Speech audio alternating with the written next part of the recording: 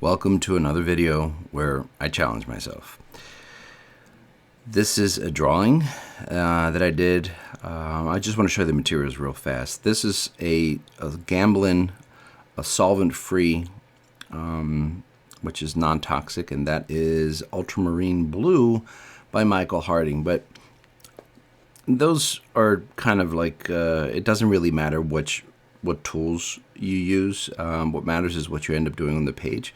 And I thought I was going to use a solvent, which you'll see I'm starting, I'll use here in the skin tones. But honestly, I found out that just doing a little bit of turpentine, or the one that doesn't have the fumes, and from Gamblin, did a better job actually. And this Gamblin gel was a little too thick, so I approached this from a different, even though it's oils, these are oil paintings, what I'm trying to do is trying to come up with a different way of applying them, and I'm doing it almost like a watercolor, which was interesting, and I'm constantly trying to challenge myself. It's monochromatic on purpose because I thought it suited the theme, which is the old Hollywood glamour. So I wanted to make it monochromatic. So the page that I'm painting on is out of my Spanish handmade paper. That is a large sketchbook. For whatever reason, I really love it. I think because I know that it was handmade, it just makes it more special. And what I'm trying to show here is, I'm experimenting, so I don't really know what is going to happen, so that's exciting.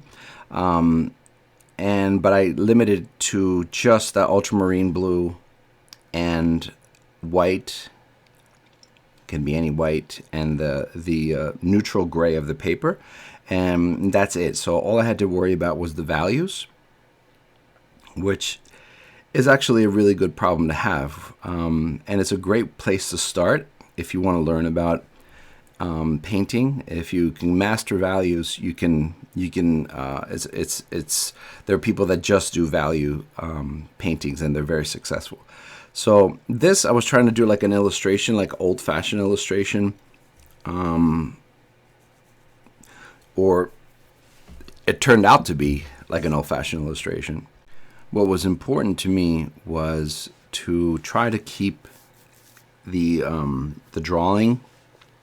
Most of my paintings, I end up painting over the drawing, and I lose a lot of the work that I've spent a good time figuring out. So in this one, I wanted to go a little slower than I normally do, conserve the drawing, and try to make her the focus of the painting. And it's kind of like my theme of everything I try to do is I try to come up with a new way of approaching my work.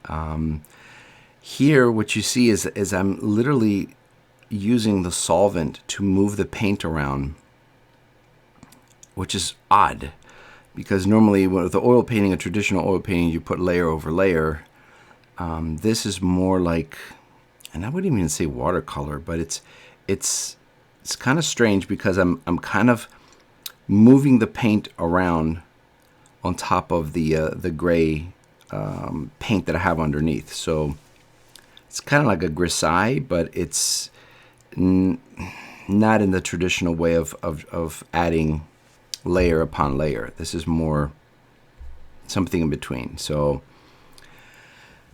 I'm not sure it's the most successful thing to do, but I like the fact that it is a new way of approaching painting, and I always learn something new with these sketchbook tests, and this is a pretty cool technique, and I like it. So that's it. That's the final product. I'm pretty happy with it. I hope you guys like it too, and maybe you can try something similar. All right, talk to you soon.